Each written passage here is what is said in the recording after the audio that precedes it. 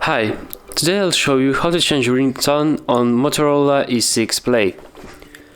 So, first of all, let's go to settings,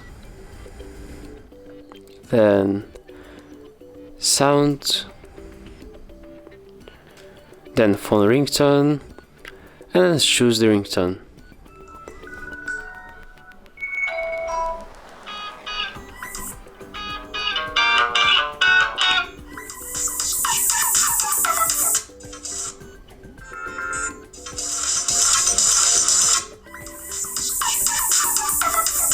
So then press OK, and let's also change notification sound.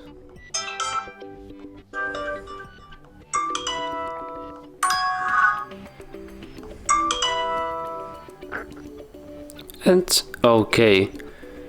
So that's all. Thanks for watching. Press like, subscribe to our channel, and visit our website HardReset.Info. See you next time.